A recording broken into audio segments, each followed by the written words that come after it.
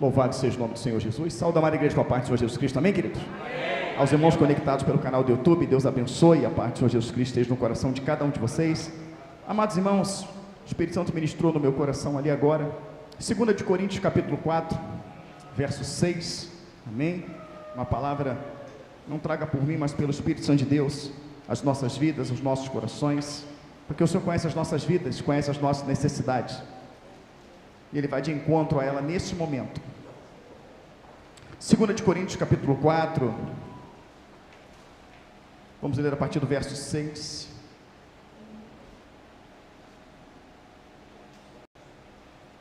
Aleluia, graças a Deus, Pai. 2 de Coríntios 4, 6. Amém? Podemos ler? Nos diz assim a palavra do Senhor: porque Deus que disse que das trevas resplandecesse a luz, é quem resplandeceu em nossos corações para a iluminação do conhecimento da glória de Deus na face de Jesus Cristo. E temos, porém, esse tesouro em vasos de barro, para que a excelência do poder seja de Deus e não de nós. Em tudo somos atribulados, mas não angustiados, perplexos, mas não desanimados, perseguidos, mas não desamparados, abatidos, mas não destruídos, trazendo sempre por toda parte a mortificação do Senhor Jesus no nosso corpo, para que a vida de Jesus se manifeste também em nossos corpos. Louvado, exaltado seja o nome do Senhor. A igreja pode se assentar, glorificando o nome do Senhor, se assim sentir no seu coração. Nunca glorifique porque alguém manda, porque alguém pede, mas glorifique porque o teu coração é grato. Amém? Porque você tem gratidão a Deus por estar de pé, por Ele ter livrado mais uma vez, amém? Por Ele ter te alimentado mais uma vez, por Ele ter te guardado mais uma vez. Amados irmãos, o que eu quero me ater aqui ao texto, ele vai dizer no versículo 4, no versículo 6, ele vai dizer exatamente assim: porque Deus que disse que das trevas resplandecesse a luz, é quem resplandeceu em nossos corações para a iluminação do conhecimento da glória de Deus. Ele está falando no momento que eu e você nos convertemos. Ele está falando no momento que eu e você entregamos a nossa vida para Cristo. A palavra ela é clara, quando nós lemos no Evangelho de João, capítulo 1, é muito conhecido, todos conhecem bem. No princípio era o verbo estava com Deus, o verbo era Deus, e todas as coisas foram feitas por Ele, sem Ele nada do que foi feito se fez. Nele estava a vida, a luz dos homens, e a luz, que é Cristo, resplandeceu nas trevas, mas as trevas não o conheceu. Então as nossas vidas estavam em trevas, as nossas vidas faziam parte das trevas. Quem dominava sobre nós era o pecado, quem dominava sobre nós eram potestades malignas. Nós andávamos em negritude, nós andávamos em trevas, nós andávamos no mundo, não é isso? Que jaz no maligno. Quando vemos a promessa de Cristo em Isaías capítulo 6, é claro, o povo que andava em trevas, viu uma grande luz. A Bíblia fala que o Senhor, Ele nos tiraria das trevas para a sua maravilhosa luz. Então, quando estávamos no pecado, ainda que de uma maneira inconsciente, nós éramos associados às trevas. A nossa associação era com o pecado, a nossa associação era com o diabo. Mas o Senhor, Ele veio para nos libertar. Mas a palavra do Senhor, ela está falando algo aqui que você precisa entender, que você precisa saber. Este mundo a qual nós vivemos, onde você vê tanta violência, onde você vê tantas coisas ruins acontecendo, é porque quem domina neste mundo, a Bíblia fala que é príncipe dominadores das trevas, não é príncipe dominadores da luz, é das trevas, amém? Então, quando a Bíblia fala que o mundo jaz no maligno, é literalmente, e a palavra do Senhor ela vai ser bem clara, que ela vai dizer que somos peregrinos e forasteiros em terra estranha. Como é terra estranha se nós nascemos aqui? Será que o Senhor está falando de algo físico, ou Ele está falando de algo espiritual? Espiritual, porque no momento que eu e você nos rendemos a Cristo, Nós passamos a ser estranhos para aquele que domina nessa terra. Nós passamos a ser estranhos para Satanás. Nós passamos a ser incômodo para ele. A palavra do Senhor, não eu, mas a palavra diz que a luz, ela incomoda o quê? A luz, ela incomoda o quê? As trevas.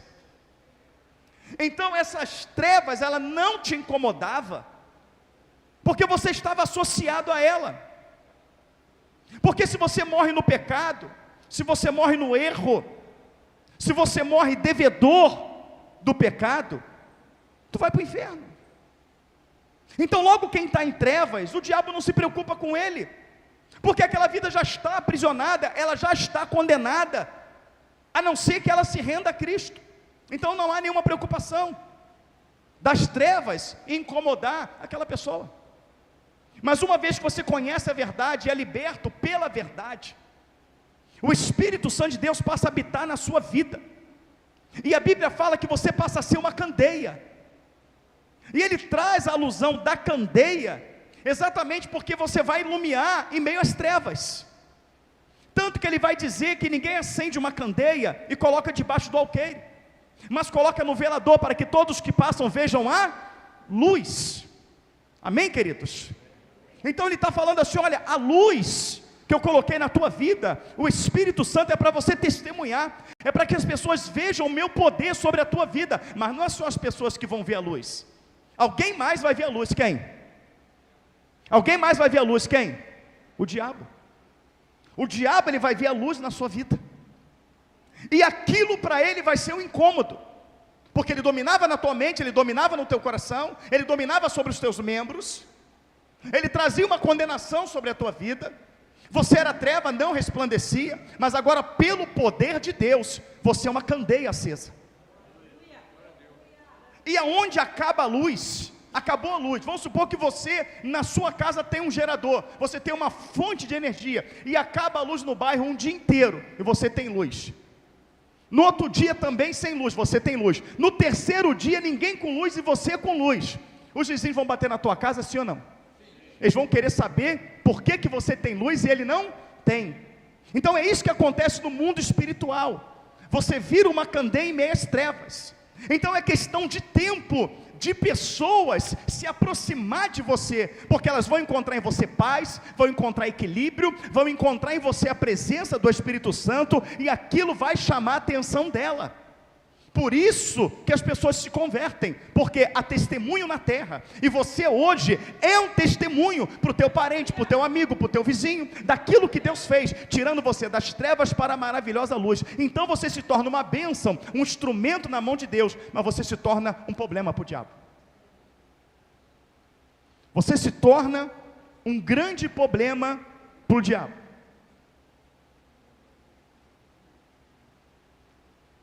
Um problema a qual ele vai lutar 24 horas por dia, todos os dias, para tentar eliminar esse problema. E aí você vai entender uma passagem bíblica que as pessoas não compreendem. Eu quero que você compreenda que se todos os seres humanos da terra que hoje clamam a Deus deixar de clamar, Deus é destruído, não é isso? Não. Ele continua sendo Deus. Se todas as igrejas da terra fecharem, se ninguém mais cantar louvor, se a Bíblia deixar de existir, Deus é eliminado, não é? Não, Ele continua sendo Deus. Então o que eu quero dizer para você, que Deus ele não precisa que você ore sem cessar. Deus ele não precisa, Ele é Deus. Quem precisa orar sem cessar é você. E você precisa entender os termos bíblicos. Você precisa entender os pontos e vírgulas, o sentido de cada palavra. Por isso que a Bíblia não é para ser lida, é para ser examinada. A Bíblia fala em 1 de Pedro, no capítulo 5, no verso 8, sede sóbrios e vigilantes, porque o diabo, o adversário de Deus, anda ao derredor bramando quem possa tragar. Não é isso que está escrito? Não. O diabo, o vosso. O Espírito Santo de Deus que está falando aqui, esquece Pedro, é o Espírito Santo de Deus, está falando o diabo, o vosso adversário. Ele está bramando como leão buscando a quem possa tragar, porque o diabo sabe, se o diabo lutar hoje com Deus, quem vence? Quem vence? Quem vence? A igreja está aí bem alto, quem vence? E o diabo não sabe disso? Sabe ou não sabe? Mas o diabo sabe que se ele lutar contra você, existe uma chance dele te ganhar. E a única chance que o diabo tem de te vencer é você não ouvindo as instruções de Deus. Você não pode vencer o diabo, você não consegue vencer o diabo, ele é mais forte do que você, as ciladas dele são astutas para destruir você, porém, se você seguir as minhas instruções e se revestir das minhas armaduras, tu vence ele. Então o Senhor, ele dá condição para que a gente possa vencer o diabo. E uma vez que eu e você ignoramos essa palavra, ignoramos tais instruções que vêm de Deus, nos tornamos frágeis, e facilmente o diabo vai nos derrubar, como já derrubou muitos.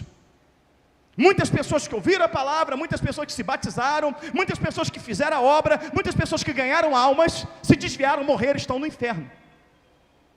E o maior tormento dessas pessoas não é o fogo que não se apaga e o bicho que não cessa de comer. O maior tormento dessas pessoas é que a Bíblia garante que, salvo ou condenada, a nossa consciência ela permanece. E a consciência está lá, de que um dia ela recebeu uma oportunidade, de que um dia ela desceu as águas, de que um dia ela foi usada por Deus, mas por ter abandonado, hoje queima eternamente. Então esse é o maior tormento. Então o diabo, ele não cessa de lutar contra a tua vida.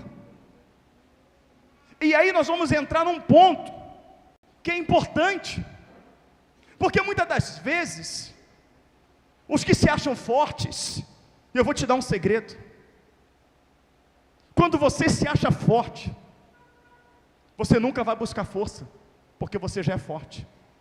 Mas quando você sempre se achar fraco, tu sempre vai se colocar na posição de necessitado, e você sempre vai buscar de Deus força, até porque a nossa força vem do Senhor. Mas as pessoas se acham fortonas espirituais, que se acham grandes espirituais.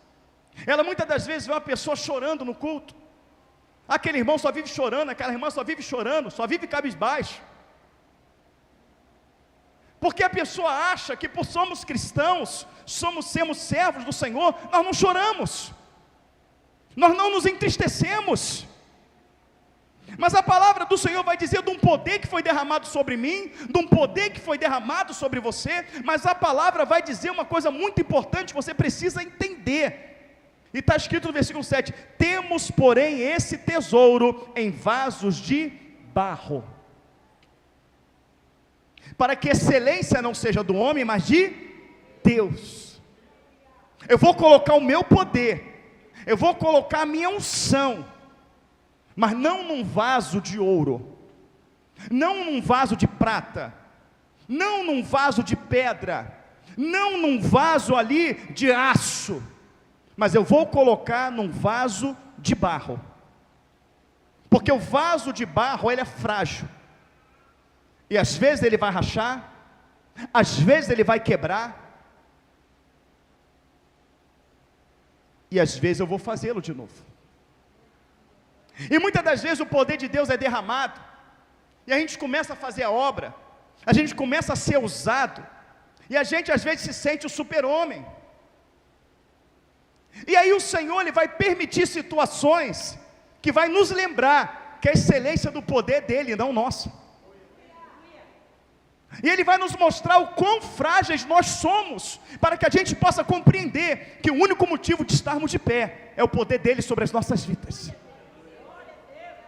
Muitas das vezes Ele vai permitir, Ele vai nos mostrar o quão frágeis nós somos, para que a honra, a glória, o louvor, o domínio, a majestade você dê somente a Ele, porque às vezes Satanás quer que você traga para você, porque eu preguei bem, porque eu abri bem o culto, porque eu cantei bem, porque eu toquei bem. Não, porque o Espírito Santo te deu graça e te usou para que a engrenagem do corpo funcionasse. E quando nós esquecemos disso, ele mostra, ele dá um petelecozinho, dá só aquele trincadozinho, para você entender que você é vaso de barro. Mas por outro lado da palavra, o Senhor, Ele quer te mostrar algo além. Ele quer mostrar para você nessa passagem, que Ele não é um Deus carrasco, que Ele não é um Deus insensível, que Ele não é um Deus com coração de pedra, mas Ele está dizendo ali: eu te dou poder, eu te dou unção, eu te dou graça, mas eu reconheço que tu é frágil, eu reconheço que tu é ser humano, e eu reconheço que como ser humano, tu vai ter o teu momento de medo, como ser humano você vai ter o teu momento de lágrima, como ser humano você vai ter o teu momento razão. O que é o momento razão? É quando por alguns instantes, a gente se esquece da revelação, e fala: Senhor, me mata, acaba logo com tudo, eu não quero mais nada, eu vou sair, eu vou sumir. Ele está dizendo que você faz isso porque você é frágil, porque você é ser humano, e as lutas, elas cansam. Nós louvamos o hino que diz que a espera demorada, ela enfraquece o coração. O salmista diz: por que te abates, ó minha alma?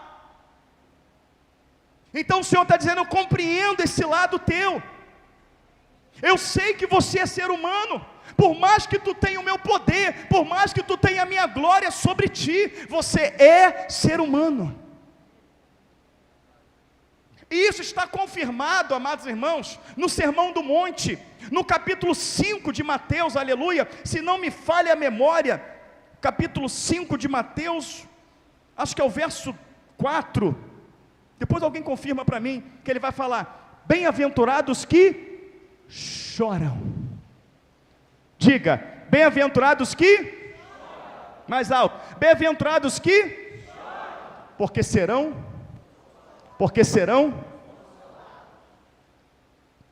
Então o Senhor está dizendo: eu não só compreendo o teu choro, como eu estou aqui para consolar você.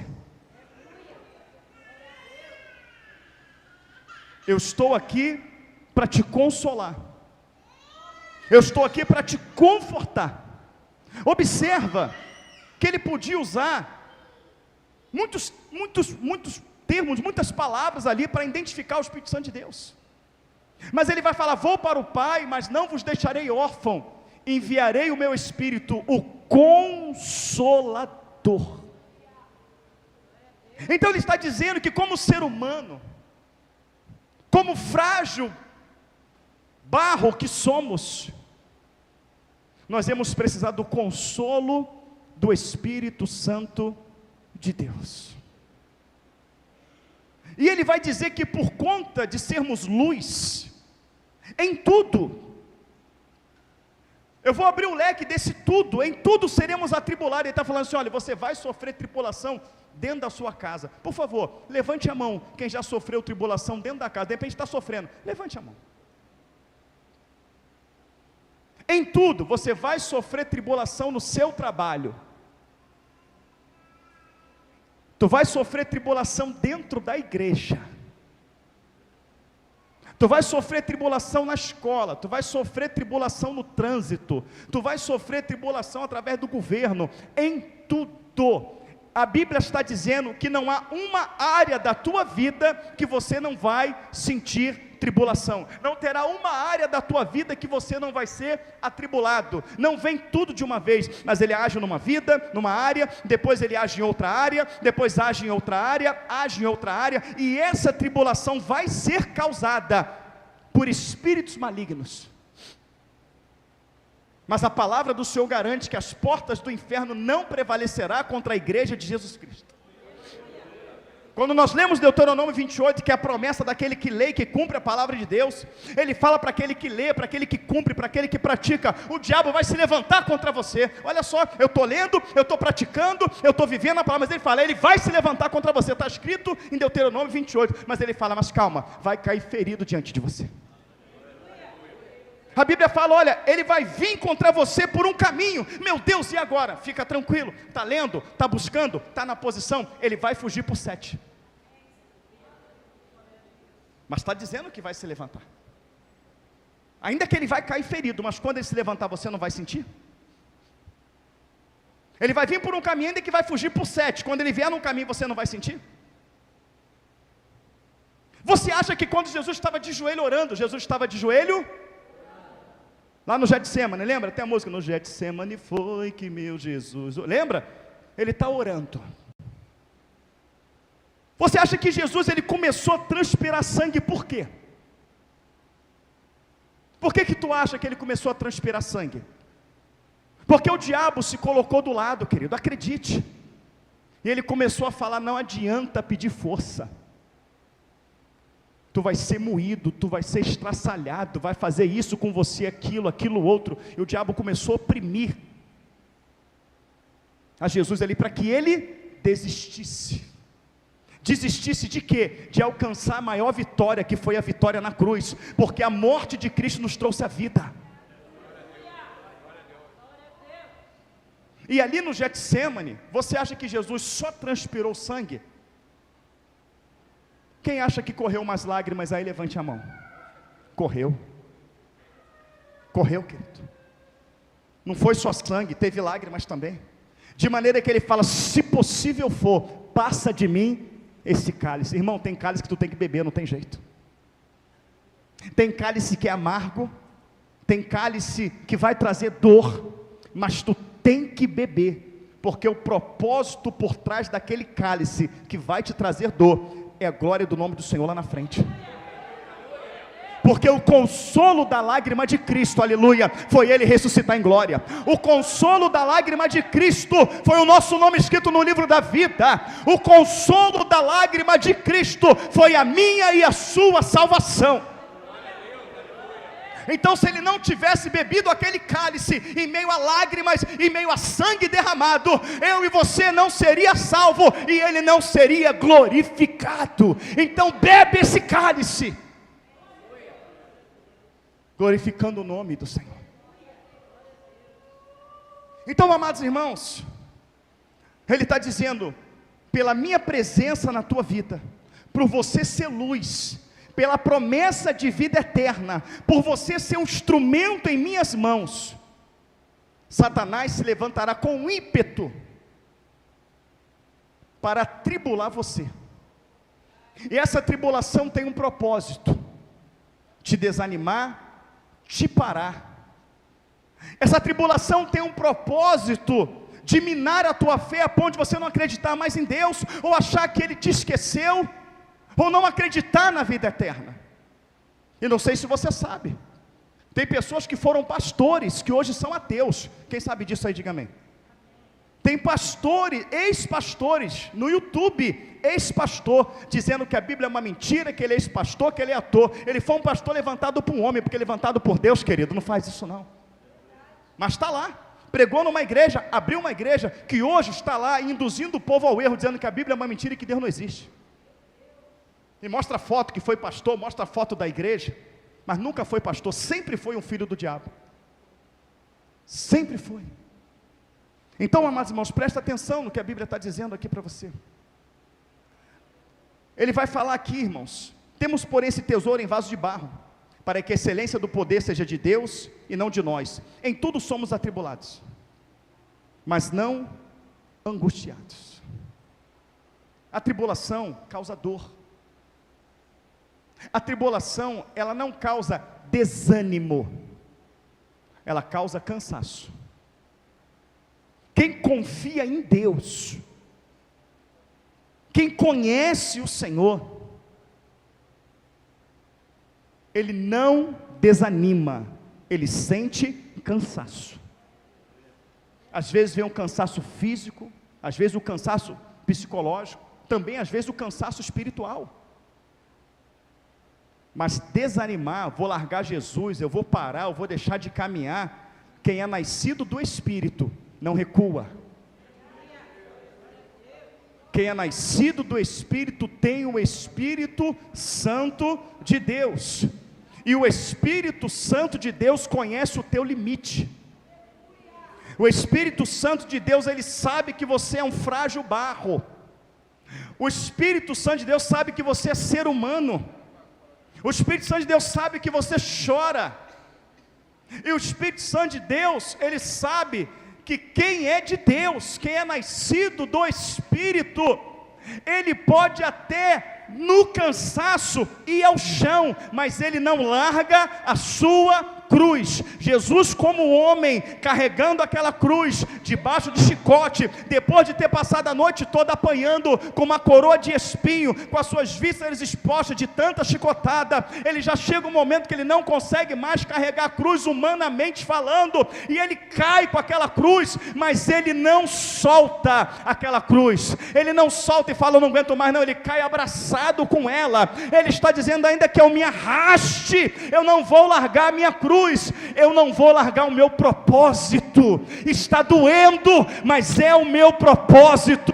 Está doendo, mas é o meu chamado. Está doendo, mas é o meu cálice. E eu não vou bebê-lo pela metade, eu vou bebê-lo inteiro, porque o final desse cálice é glória do Pai.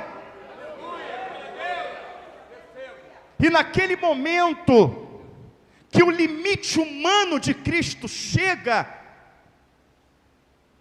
naquele momento que ele cai, que ele já não tem mais forças, a palavra vai dizer de um homem, e que aquele homem, ele tem uma representação, assim como Elias lá atrás tinha a representação do Espírito Santo, assim como o filho de Abraão que foi sacrificado, que não era um menino, você vai ver na Bíblia, não diz menino, fala o moço. E como naquele tempo se vivia 200, 300 anos, alguém com 30 anos é moço, mas não diz menino. A Bíblia quando fala de criança diz menino, ou diz criança, ali fala moço. E se você pegar a idade que Sara teve Isaac, e você vê que no momento que Abraão vai sacrificar Isaac, e o Senhor fala, Abraão, não precisa sacrificar o menino, eis o cordeiro, e eles voltam para casa, você vai ver no texto que quando eles voltam para casa, logo Sara morre, e vai dizer a idade com que Sara morreu. Você vai pegar a idade que ele teve Isaac, que ela teve Isaac, e a idade que ela morreu, você vai ver que passou 33 anos. Então Isaac, ele não era um menino, ele era um rapaz de 33 anos.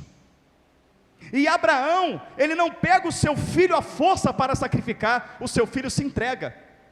Porque Abraão foi pai com 100 anos, então naquele momento ele tinha 133 anos, ele não tinha como lutar com um menino com um moço de 33 anos, ele não tinha como, 133, lutar com um rapaz de 33, eu vou te matar meu filho, eu vou te sacrificar, sai daqui e lutar com o pai, lutaria sim ou não? Mas ele fala, pai, a vontade de Deus, o pai mandou me sacrificar, me sacrifica, está aqui. Isaac se entregou, Isaac deitou naquela pedra. Jesus, querido, ele não foi preso, Jesus não foi preso. Perguntaram, Jesus pergunta, a quem buscais? A Jesus, o Nazareno fala, sou eu. A Bíblia fala que todos os soldados caem no chão.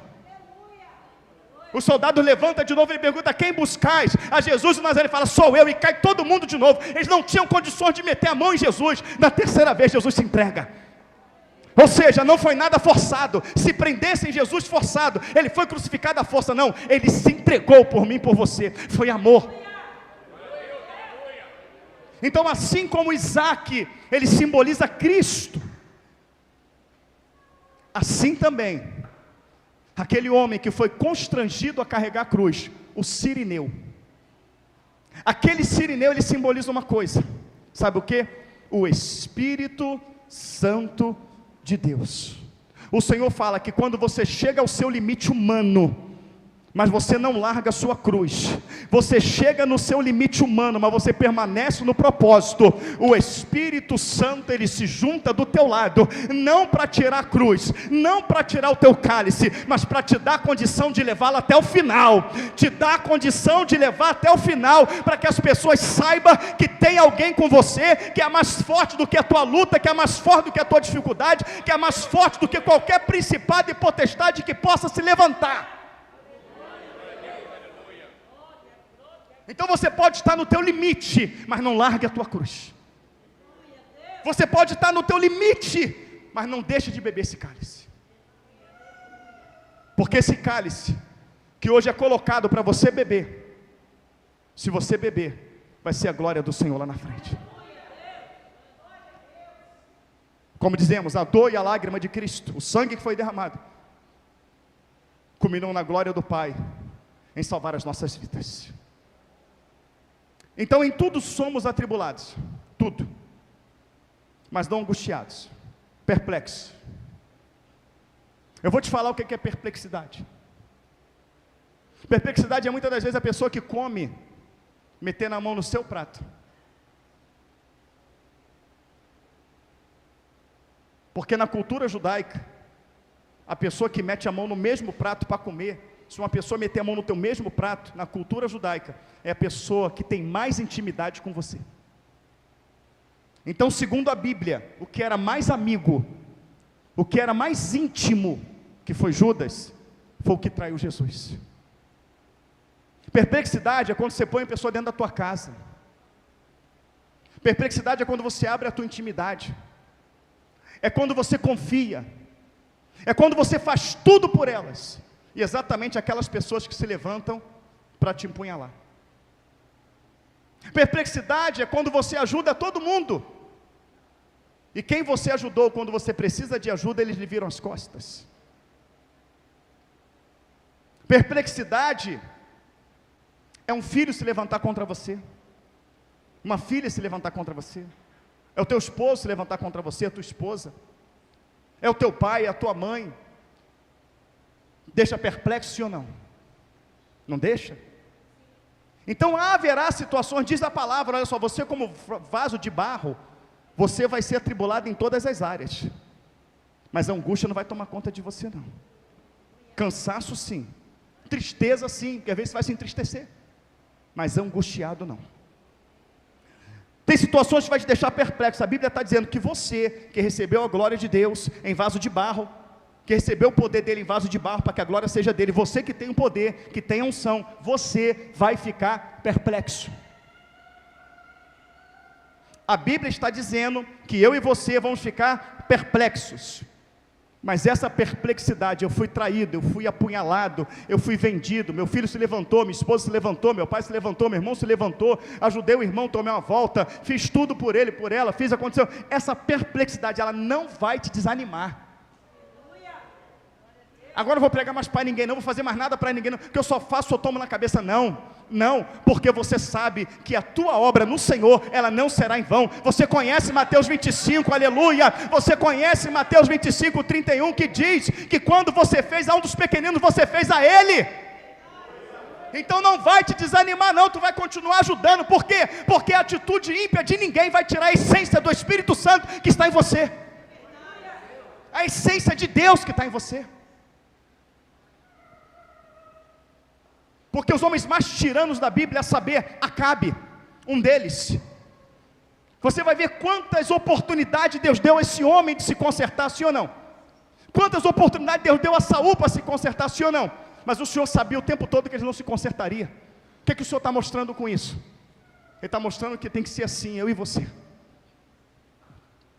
Quando a palavra fala, Senhor, quantas vezes devemos perdoar? 7, ele não, mas 70 vezes 7. Por que ele fala 70 vezes 7?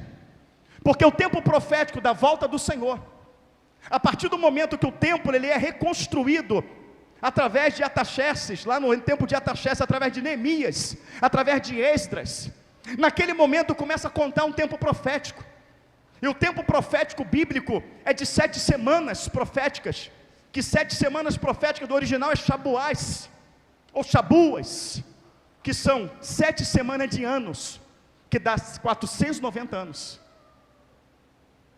490, 7 vezes 7, 49, sendo de anos, 490, e ele divide em 3 vezes, em 3 partes, ele fala, 70 semanas estão determinadas sobre o meu povo, ou seja, 490 anos, a partir do momento da construção do templo, com Neemias, ele fala 7 semanas, ou seja, 49 anos, o templo será erguido.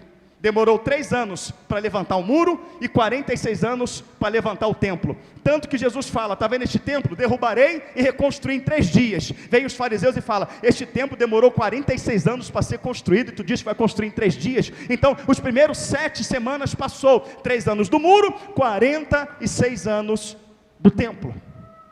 E depois ele fala, daí, mais 62 semanas o Messias será retirado. 62 semanas com mais 7, dá quanto? 69 semanas, 483 anos. 483 anos depois que o templo foi reconstruído, Jesus é morto. Ele é tirado, amém? E ele fala que dali vai entrar o tempo dos gentios, que é o nosso tempo, para que o evangelho seja pregado. Depois vai vir o anticristo, que nós já vimos a manipulação dele aí na terra, e vai fazer um acordo por 7 anos, que é a última semana profética de Daniel, que estamos aí às margens dela, amém? E aí vai se completar 490 anos profético, Cristo vem. Não se cumpriu corrido, se cumpriu em 3 partes. Então ele está dizendo que enquanto tivesse 490 anos proféticos na terra, você deve perdoar. Enquanto não se cumprir a minha volta, você deve perdoar. E por que eu tenho que perdoar? Porque a tua luta não é contra a carne, nem contra o sangue, e você está perdendo batalha, porque tem levado a tua luta para o braço. Você tem guerreado com a tua boca, e com a tua boca tu tem trago dor para a tua vida, tem trago dor para a tua casa. Cala a tua boca, e faz o teu joelho falar. Faz o teu joelho falar. É assim que a gente vence o diabo. Tu não vai vencer o diabo com a língua, porque a Bíblia fala que a língua é peçonha mortal. A Bíblia fala que a língua é peçonha mortal. Ele diz que é perfeito. Ele diz que é perfeito aquele que refreia a sua língua. Está guerreando errado. Está guerreando errado. Começa a marcar esse joelho. Tu vai ver mudança. Mas tu vai ficar perplexo, não tem para onde correr. Mas tu não vai ficar desanimado. Tu vai ser perseguido aonde? Em tudo. Tu vai ser perseguido por parentes, familiares. Às vezes vai ser perseguido pela esposa. Às vezes vai ser perseguido pelo marido. Vai ser perseguido pelo filho, pelo patrão, pela mãe, pelo pai. Quem o diabo quiser usar. Mas ele está dizendo que por maior que seja a perseguição, ele não vai te desamparar. Ah, porque estão me perseguindo, querem me parar. Não vai parar, quem te levantou foi Deus. Quem te ungiu foi Deus. Quem te capacitou foi Deus. Ele está contigo. Lembra de Isaías 41? Eu, Senhor, Senhor teu Deus, te tomo pela tua mão direita e te digo, não temas, que eu sou contigo. Acabou a história, irmão. Ah, mas eu não estou vendo Deus. E Davi viu? Davi viu Deus. Davi só viu Golias. A Bíblia não diz que Davi viu Deus. A Bíblia não diz que Davi viu um anjo do lado dele. E a palavra do Senhor diz, bem-aventurado o que viu e creu, não é isso? Não, bem-aventurado o que não viu e creu. Você não é bem-aventurado quando você vê, tu é bem-aventurado quando você crê. Então para com essa história de querer ver, o que você precisa é crer. Ele não viu nada, mas estava escrito que o Senhor era sombra à direita dele. Estava escrito que o Senhor era escudo e bloqueio. Estava escrito que ele é socorro bem presente na angústia. Então ele pega aquela pedra e fala, tu vens a mim com espada, com lança, mas eu vou contra ti, em nome do Senhor. Tu acha, presta atenção no que eu vou te falar, tu acha mesmo que se Golias visse o Senhor, ou visse um arcanjo do lado de Daniel, tu acha que Golias ia ficar ali? Tu ia ver aquele gigante quase 3 metros, 2,95 metros, 2,95 metros, Golias, eu falei o quê? Davi, você acha que se Golias visse do lado de Davi o arcanjo, aquele gigante, não ia fazer o 2 nas calças? Tu não acha que aquele gigante ia sair correndo desesperado? Não viu nada. O gigante olha para ele e fala assim, eu vou amassar a tua cabeça e vou jogar para os corvos. Fala, tu vem contra mim com espada, tu vem com lança, mas eu vou contra ti, em nome do Senhor dos Exércitos. Davi não viu nada. Davi não viu nada, mas a diferença não está em quem vê, está em quem crê. O milagre não vem para quem vê, vem para quem crê. Porque a Bíblia fala que os sinais seguirão os que veem, não é isso? Não, a Bíblia fala, os sinais seguirão os que creem. E o que você precisa é crer. Ah, o Senhor me mostra, eu quero ver um anjo. Não, Senhor, eu quero ver o teu poder manifesto na minha vida. Se vê um anjo, foi ele que quis te mostrar, não você que quis ver. Até porque eu garanto, se você ver, tu vai correr. Porque o diabo com essa estratégia tem colocado incredulidade no coração, porque eu pedi para Deus me mostrar um anjo e eu não vi, e você vai ficando incrédulo. Então quem foi que te guardou no trânsito? Quem foi que te livrou da bala perdida, da peste perniciosa, do homem sanguinolento? O diabo trabalhou, militou, bramou como um leão ao teu lado hoje o dia todo, e tu está de pé, porque tu é forte, porque tu é bom. Não, porque os anjos do Senhor estão acampados ao redor daqueles que o buscam e o temem. Você não viu, mas ele estava lá. Você não viu, mas ele estava lá.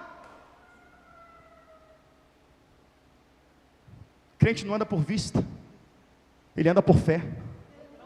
E se a tua vida for de fé em fé, ela será de glória em glória. Se a tua vida for de fé em fé, ela será de glória em glória.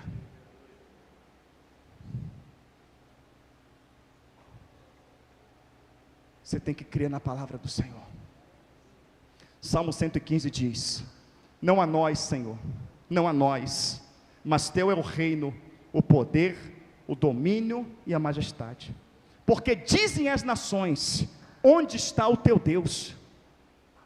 Nós respondemos: o nosso Deus está nos céus, e faz tudo que nele apraz. Mas o Deus deles são prata e ouro, obras feitas pela mão dos homens. Tem boca, mas não falam. Tem olhos, mas não veem. Nariz tem, mas não cheiram. Tem mãos, mas não apalpam. Tem pés, mas não anda. E necessita de alguém que os carregue. Ame ao Senhor. Então as nações acham que nós não temos Deus, porque não vemos, não pegamos, porque não é palpável. A Bíblia o trata de um Deus eterno, imortal, invisível, aleluia, mas real. E é isso que caracteriza a fé. Então não tenha vergonha de chorar, porque ele fala que você chorando, você é um bem-aventurado. Porque é bem-aventurados os que choram, porque serão consolados. Você acha que o consolo vai ser o quê? Não está falando consolo de homem, não. Tu acha que o consolo é Jesus vai vir, vai botar você no ombro, vem cá, chora. Vem cá, chora, pode chorar. Tá, pronto, chora que é bom. Desabafa, vai. Não é não, querido. Isso aqui estava acontecendo, sabe aonde? Isso estava acontecendo lá em Lázaro, quando Lázaro morreu. Quando estava acontecendo e Jesus chega no cenário, vai estar dizendo assim, olha, e os judeus consolavam Maria e Marta. Está escrito. Está escrito, está lá, ó. Quer ver? Eu vou abrir para você ver, olha, vamos lá. Está escrito lá, olha, João capítulo, está aqui, ó, vou mostrar para você. 11. Abre lá.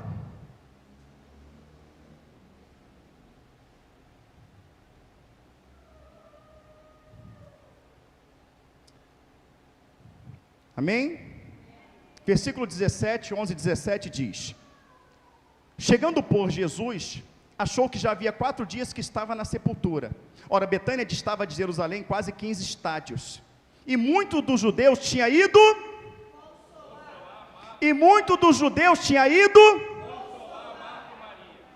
Acerca do seu irmão. Ah, meus pêsames, que o Espírito Santo te conforte. Então, esse é o conforto humano.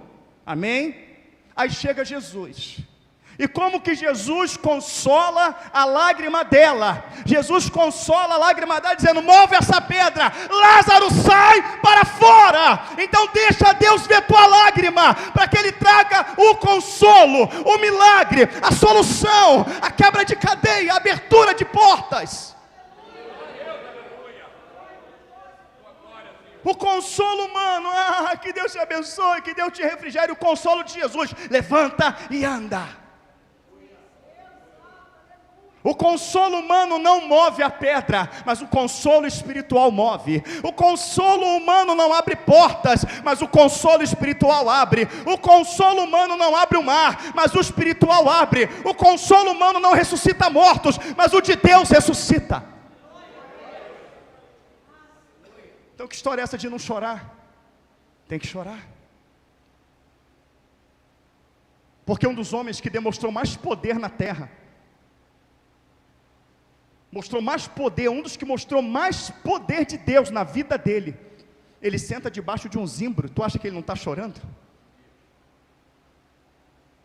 Está chorando, está se lamentando, está entristecido, está cansado. Ele quer dizer para Deus ali: eu sei que tem eternidade, eu sei que tem o céu, me leva, me mata, acaba com tudo, eu não aguento mais. E o anjo senta do lado dele: calma, vai ficar tudo bem, Elias. Calma, não, o consolo é diferente. Aleluia. O consolo, aparece o anjo, e o anjo vai lá, acende uma fogueira. Não é da brasa dessa terra, é aquela mesma brasa viva que foi pegada como Atenar lá em Isaías 6. E ele começa ali, aleluia, e ele começa a cozinhar um pão. Jesus fala: eu sou o pão vivo que desceu do céu, aleluia. E ele começa, e ele está olhando, não está entendendo nada. Ele está preparando a minha sepultura, ele está preparando a minha ida. O que está acontecendo aqui? Eu estou preparando o consolo para a tua vida. E qual é o consolo? Come esse pão. Não, mas eu não estou com fome, eu estou triste. Meu problema não é fome, é tristeza. Come esse pão, agora bebe dessa água. O consolo do Senhor foi pão e água. Diga: o consolo do Senhor foi pão e água. O que você pensa que é o consolo, muitas vezes tu pensa que o consolo é um carro zero, tu pensa que o consolo é uma casa, é um emprego. Deus sabe o que você precisa. Mas ele comeu pão e água, mas diz a Bíblia que a tristeza passou. Ele comeu pão e água, mas a palavra fala que o cansaço passou. Ele comeu pão e água, mas a palavra fala que o desânimo passou. E a palavra fala que com aquele pão e com aquela água, ele caminhou 40 dias e 40 noites. Quando a palavra diz 40 dias e 40 noites, a Bíblia está dizendo que um ser humano, carne e sangue como eu e você, limitado como eu e você, frágil barro como eu e você, caminhou ininterruptamente, dia e noite, durante 40 dias, sem parar, um minuto sequer, nem para beber água, e nem para comer, e muito menos para dormir. Chora diante de Deus, que Deus vai fazer você ser sobrenatural nessa terra.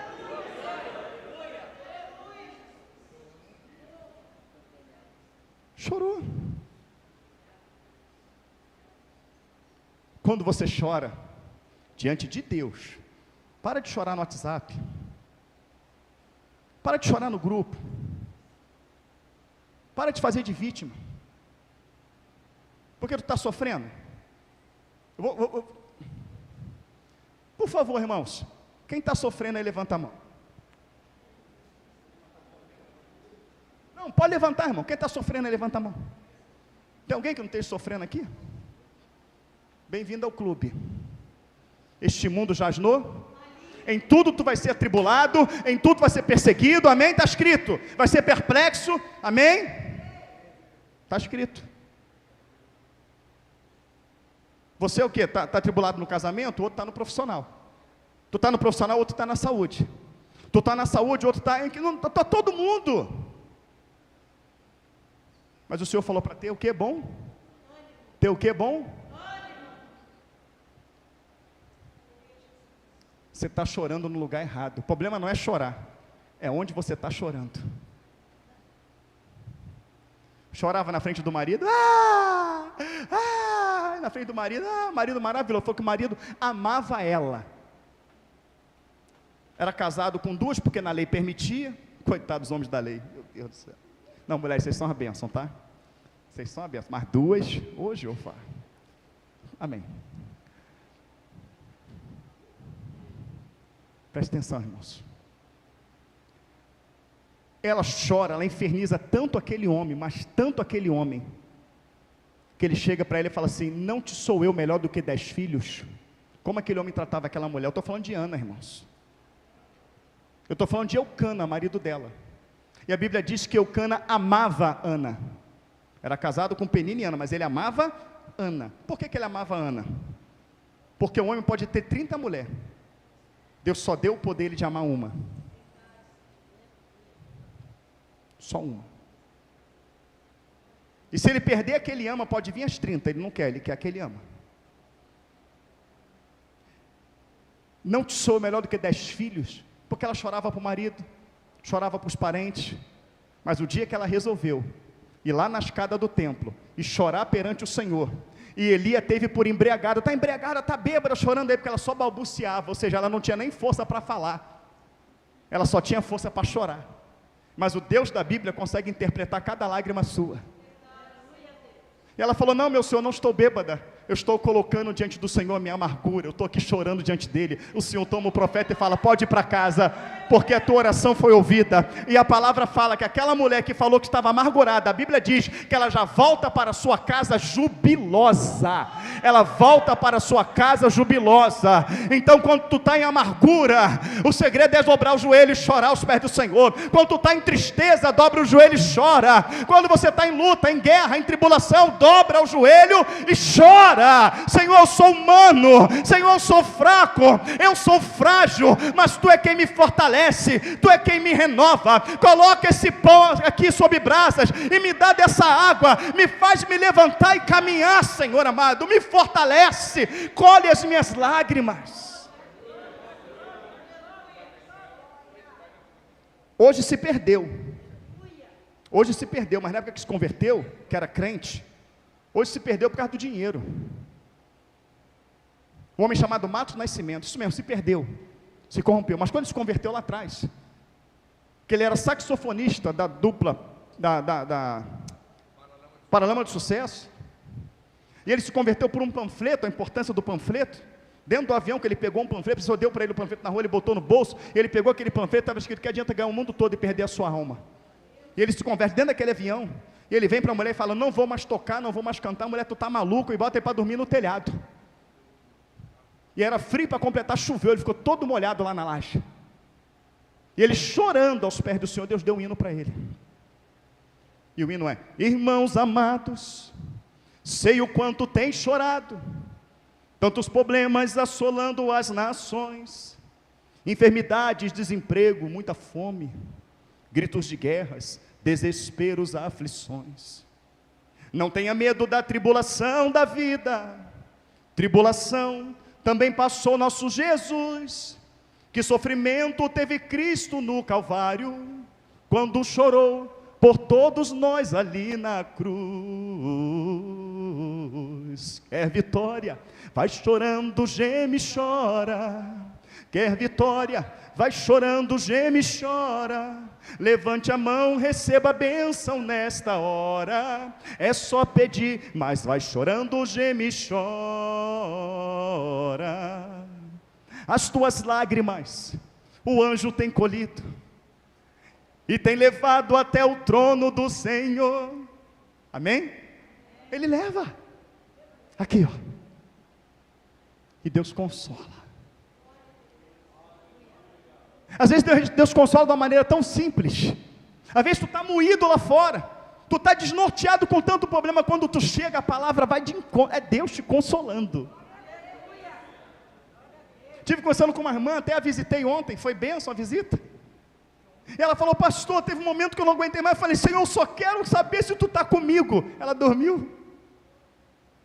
Quando dormiu, que ela apareceu atrás dela, só para dizer que eu estou contigo. Aleluia, oh glória! Pode vir a luta que for depois disso, irmão. O Senhor falou que está contigo, acabou. Acabou. Está doendo, mas Ele está comigo. Estou chorando, mas Ele está comigo. A cruz está pesada, mas Ele está comigo. Acabou.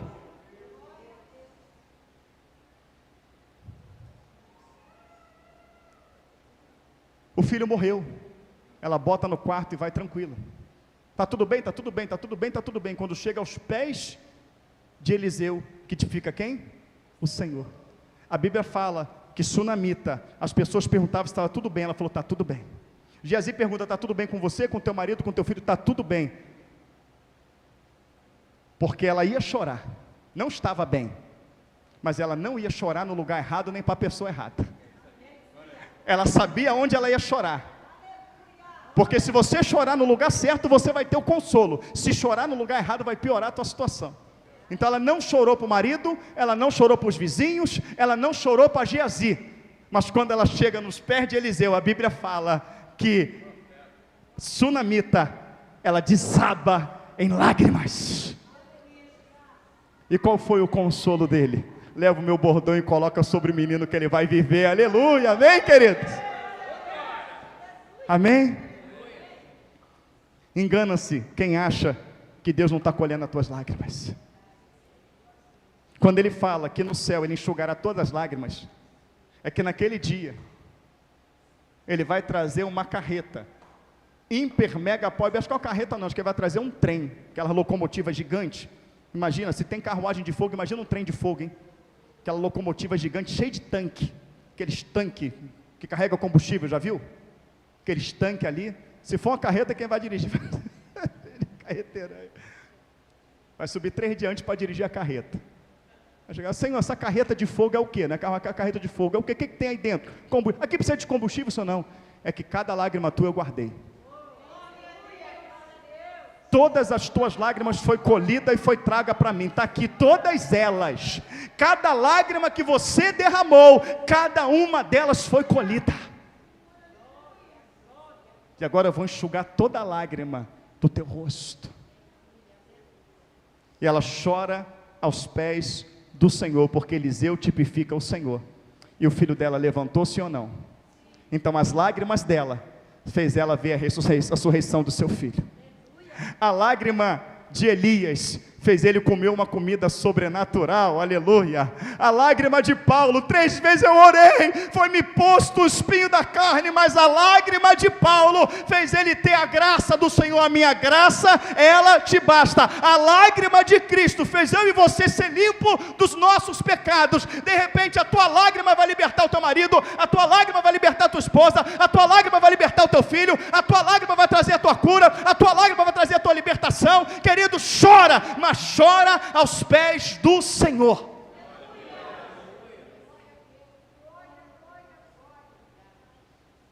Evangelho é lágrima, suor e sangue, mas terá renovo, terá consolo. Tem um propósito por trás dessas lágrimas. E a última coisa que ele fala é que em tudo, em algumas coisas, tudo não, você vai ser abatido. Eu vou falar de um na Bíblia que foi abatido, Paulo. Você já viu sobre o apedrejamento? Já viu como é que ele funciona? O apedrejamento, todo mundo taca pedra. Depois que todo mundo traga pedra, tem a pedra principal. Pega 4, pega um de lá, pega um de cá, outro de lá, o de cá, levanta, vem com a pedra, vai lá na cabeça e solta. Um apedrejamento é assim, para ter certeza que morreu. Agora tu imagina Paulo com a pedra lá em cima da cabeça dele, matamos, vamos embora. A Bíblia fala que passa algumas horas, o que acontece com Paulo?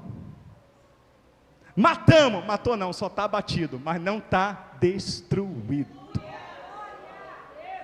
Não está, e o irmão Fábio vai morrer, não, ele estava abatido, mas não estava destruído, ele está de pé, glorificando o nome do Senhor. Ah, o irmão Gilberto, será que vai morrer? Não, ele está abatido, mas não está destruído. A irmã Solange fez cirurgia, como é que vai ser? Está abatida, mas não foi destruída, tanto que está aqui glorificando o nome do Senhor. Assim é o nosso Deus.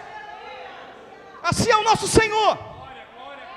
Então confia no teu Deus, confia no Senhor, que está na tua vida, está no controle de tudo. Glorifica o Senhor na luta, glorifica na dificuldade. Você não está proibido de chorar não, de colocar tuas lamentações diante dele, mas não coloca diante do homem. Diante do homem está tudo bem, diante do pai, da mãe, do tio, do periquito, do papagaio, está tudo bem. Eu sou servo do Deus Altíssimo, ele está no controle de tudo. Acabou a história. Tu serve a um Deus vivo, a um Deus poderoso. E ainda que esteja sofrendo, vai chegar um consolo, vai chegar um repouso, que é a eternidade. Vale a pena aqui sofrer, porque quando entrarmos lá dentro, a gente vai ver o quão valeu a pena. Aí lá o Senhor vai botar no telão, E vai botar, eu vou te mostrar todas as vezes que você pensava que estava sozinha, lá meu anjo do teu lado, olha lá, ó. Olha lá, vamos ver a retrospectiva da tua vida, olha lá, eu nunca te abandonei, eu nunca te deixei, olha lá, ó. Ah, mas essa dor, ela forjou em você um novo caráter, essa luta criou em você uma fé, trouxe você para a minha presença, te trouxe experiência, te amadureceu, está vendo? Tudo eu tinha um propósito. Eu quero louvar 2 hinos, nenhum dos 2 é ensaiado, Lágrimas que Caem, e o outro é Hoje Eu Vim Te Perguntar. Me ajuda, por favor. Se o Diga sabe. Foge não, me ajuda aqui no louvor, por favor.